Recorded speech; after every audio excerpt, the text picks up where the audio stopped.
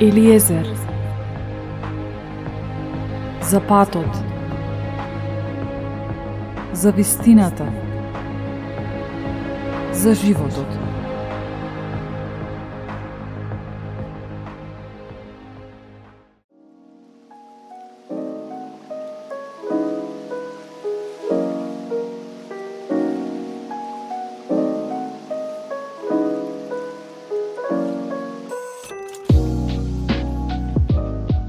Дали ни е познато прашањето?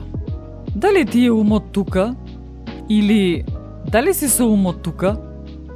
Многу често ни се случува состојбата на отсутност со мислите. Тука сме физички, ама со умот, односно со мислите не. Зборуваме едно, а на друго мислиме. Правиме едно, а на друго мислиме. Понекогаш живееме долго во таква состојба во која не сме ни свесни што правиме. Се што правиме, како да е по правилник, по шема, без наша вклученост, со отсуство на нашата присутност. Ова малку звучи филозофски, но кога ќе размислиме, на вистина е така.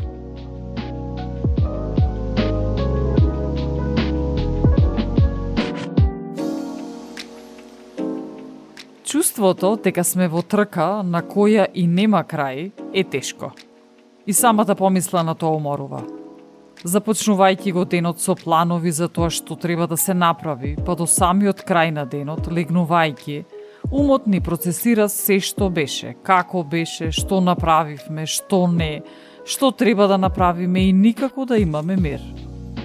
Во книга Проповедник, 2 глава стои: Оти што му останува на човекот од сиот негов труд и од грижата на срцето негово, што се труди под сонцето.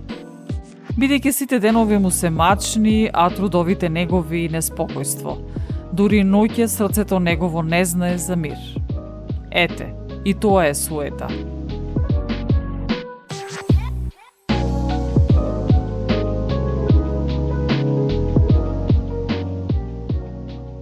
Ако сакаме да го промениме животот, треба да ги промениме навиките. А ако сакаме да ги промениме навиките, треба да го ставиме Небесниот Татко да ни го промени нашето срце.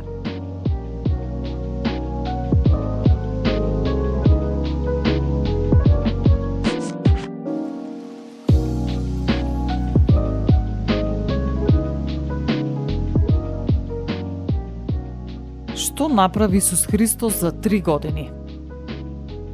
Одбра обични луѓе за своји ученици, ги учеше на вредностите на Царството Небесно.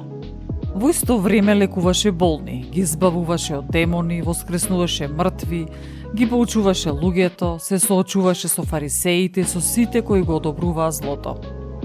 Сето тоа го заврши измачуван, плукан, понижуван, потурнуван, исмејуван и на крај распнат на крст.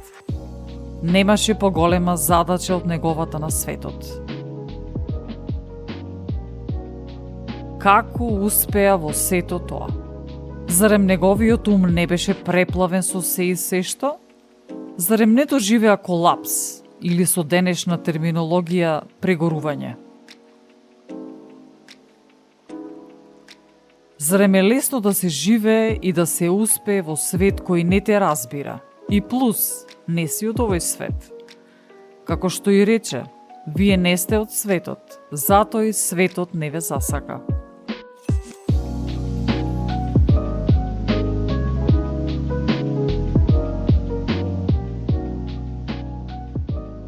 Како тој се соочуваше со сиот стрес? Дефинитивно, немаше поголема задача на светот од неговата. Да се понесе толкав товар, да постапува според волјата на Небесниот Татко.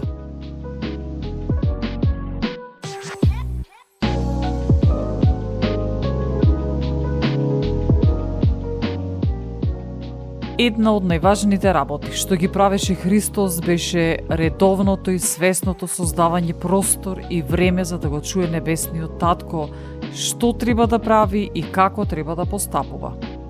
Тој намерно се одделуваше од луѓето, отстранувајќи секаква врева и секакво вознемирување, секаква дистракција од овој свет. Зошто го правеше тоа? затоа што не постои интимност без намера. Зарем не го правиме ние истото кога сакаме да успееме во нешто, ако сакаме да имаме успешни врски со луѓето околу нас? Свесно и намерно посветуваме време, енергија, труд за тоа нешто да се оствари и обстои. Но како резултат на брзиот живот, премногу обврски случувања, нашиот ум постојано е зафатен, оптоварен со се и сешто. Нешта кои се важни, но и нешта кои не се толку важни.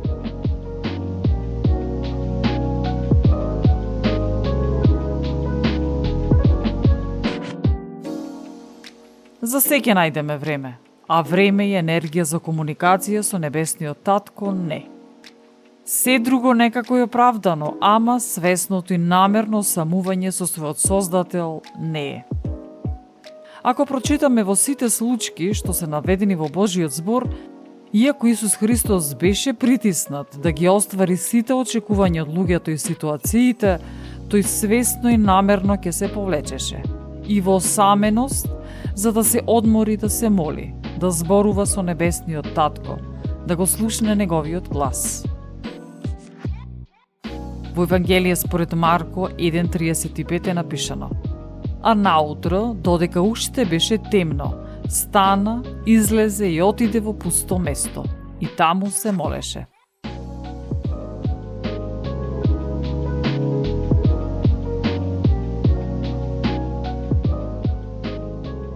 Ако сте забележале дека секогаш кога сакаме да бидеме сами, да се тргнеме од гужвата на животот, нешто ќе се случи, некој ќе не побара и ќе не отргне од намерата.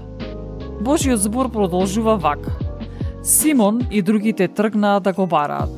Кога го најдоа, му рекоа: сите те бараат.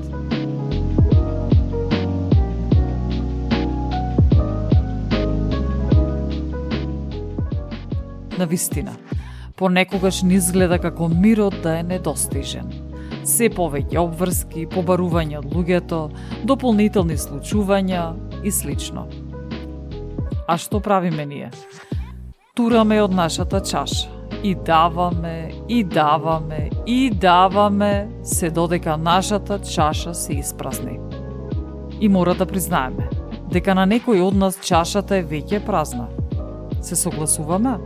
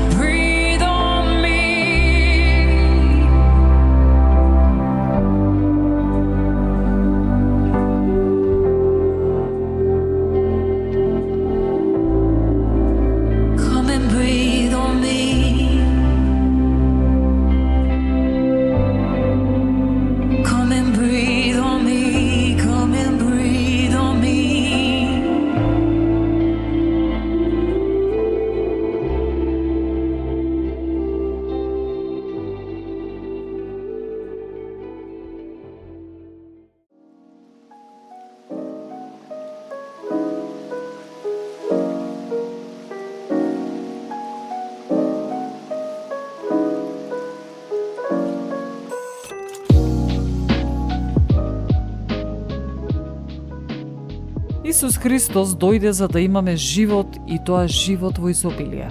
А кај нас, нашиот распоред е полн, а духовната чаша е празна. Да признаеме дека некои од нас се чувствуваат внатрешно празни. И ни доаѓа мислата: немам што да дадам повеќе. Толку, не можам повеќе. Исцрпени сме, испразнети. Се запрашуваме: зошто немаме што да дадеме? Зошто не е исто како порано? Зошто не можеме да продолжиме со истото темпо? Тоа е така затоа што не можеме да дадеме нешто што немаме.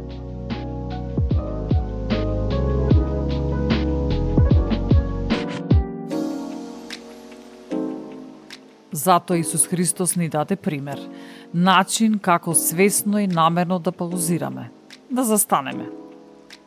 Например, Исус пред да ја започне својата служба, во Лука 4 глава е наведено: а Исус, исполнет со Светиот Дух, се врати од Јордан и Духот го водеше во пустината 40 дена, каде беше искушуван од ѓаволот.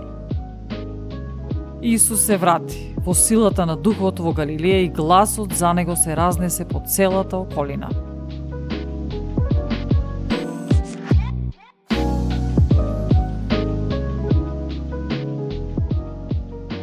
Тој се повлекуваше пред да донесе важни одлуки. Во Лука 6 глава е напишано: во тие дни се искачи на гората за да се моли и ја помина ноќта молејќи му се на Бога. А кога се раздени, ги повика своите ученици и од нив избра 12 мина, кои ги наречи апостоли. Или, по долг и напорен ден, и штом го распушти народот, се искачи на гората за да се моли насамо. А кога се свечери, беше сам таму. А гласот за него се повеќе се разнесуваше и големо множество народ доаѓаше да го слуша и да се лечи од своите болести. А тој се повлекуваше во пустината и се молеше.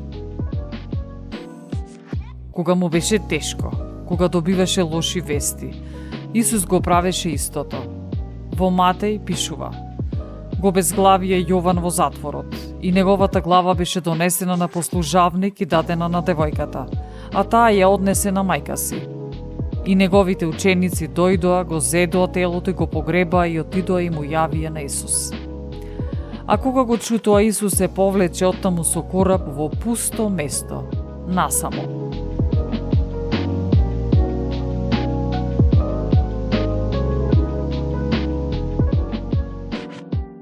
Зошто е потребно да се повлечеме и да бидеме сами?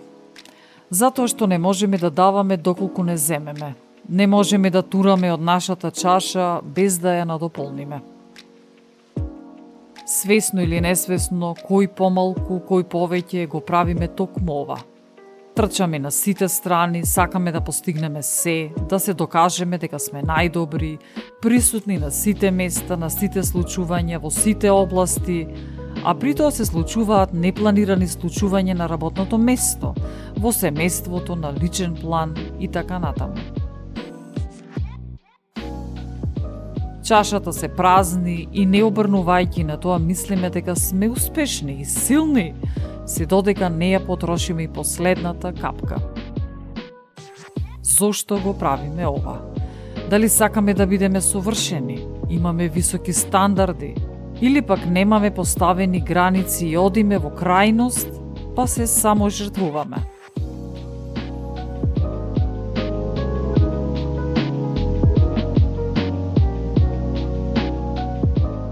Какви мисловни навики имаме? Дали поаѓаме од мислата дека треба да бидеме достапни за сите, треба да издржиме, или чувствуваме претерана одговорност со мислата дека ние сме одговорни за се што се случува? Или, трета варијанта на размислување, дека одиме во крајност, се или ништо, или ќе бидеме одлични или сме неуспех. А ваквите мисли ни создаваат хроничен притисок и самокритичност. Дали сме си ги поставиле следниве прашања? Дали сме премногу професионални посветени на нашите обврски или сме перфекционисти? Дали чувствуваме дека мора да сториме нешто по секоја цена? Дали имаме тешкоти при држењето на поставените граници? Колку се грижиме за себе и дали воопшто се грижиме за себе? Какви правила си поставуваме?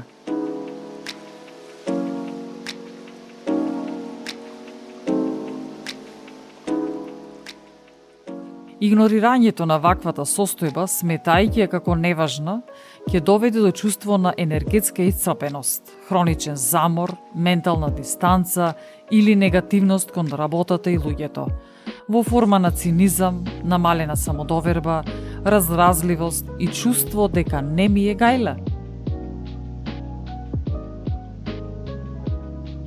Потоа намалена ефикасност, како на професионално, така и на приватно поле, преку тешкоти во исполнувањето на врските, чувство на неуспех, пат на концентрацијата и продуктивноста.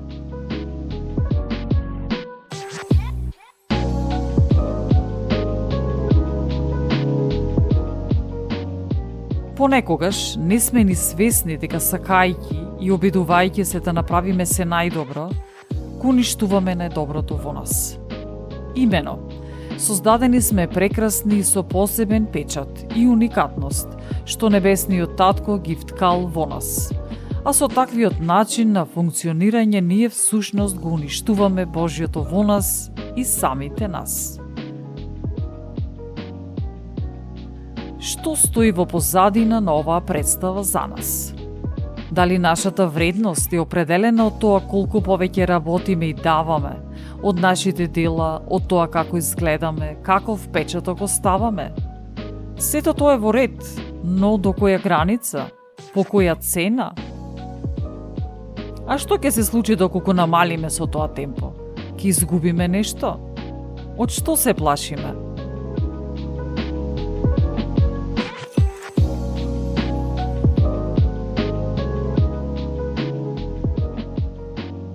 Моментот пред Исус Христос да биде крстен во Јордан не направи ни едно чудо, а сепак небесниот татко го рече следново за него.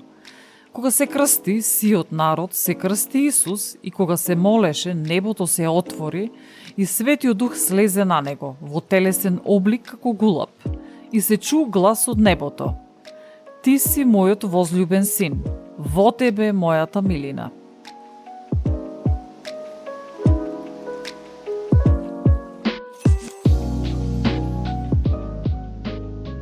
Го имаме ли чувството дека што и да направиме сепак е малку? Бараме ли внимание, почит, вреднување, пофалба, уважување и слично?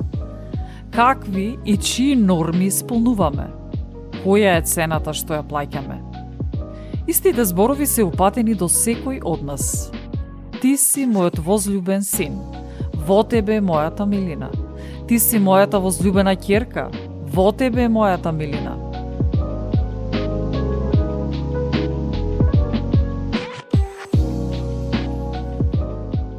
После овој чин, што направи Христос? Дали даваше од својата душевна и духовна чаша или ја наполни? Пишува вака. А Исус, исполнет со Светиот Дух, се врати од Јордан и Духот го водеше во пустината 40 дена, каде беше искушуван од ѓаволот.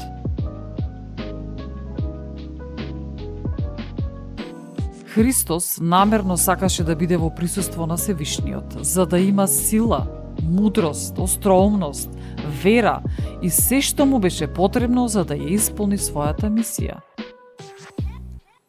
Што правиме ние? Прво што ни доаѓа на ум е изјавата. Кој има време за сето тоа? Многу сум зафатен. Во Матеј 6 глава стои.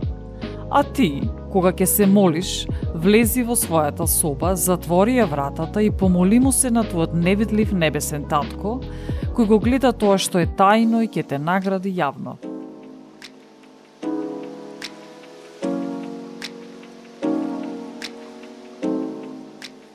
Не станува збор за изолација, бегање од ситуациите и луѓето, чувствувајќи се како жртва, туку намерно и свесно стопирање на сета бучава во каква било форма, за да се почувствува мирот, мислите да ни се разјаснат, телото да ни се смири, како што укажува неговиот збор.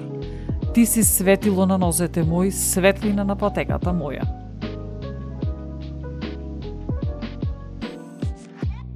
треба да ни биде јасно дека ако не ја наполниме нашата чаша, ќе нема што да им туриме на другите. Така што, драги мои, време е за реорганизација на нашиот физички, душевен и духовен живот. Да запомниме дека и за ова ни се потребни енергија и време. Ве поздравувам и ве оставам со една кратка молитва. Секој добро до вас.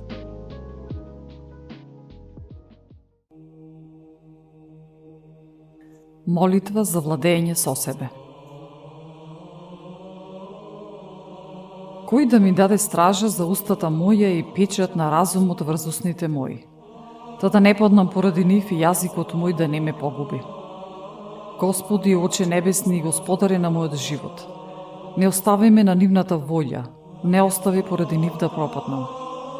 Кој ќе ми биде камшик на моите мисли и на срцето мое, учител за мудрост, да биде немилосрден спрема моите постапки и да нема милост кон нивните заблуди.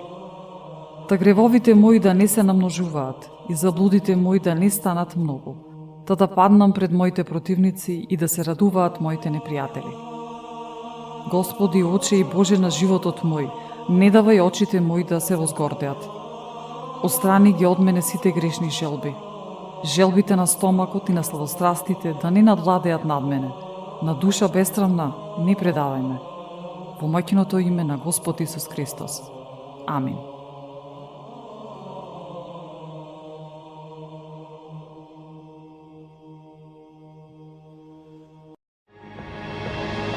Елиезер,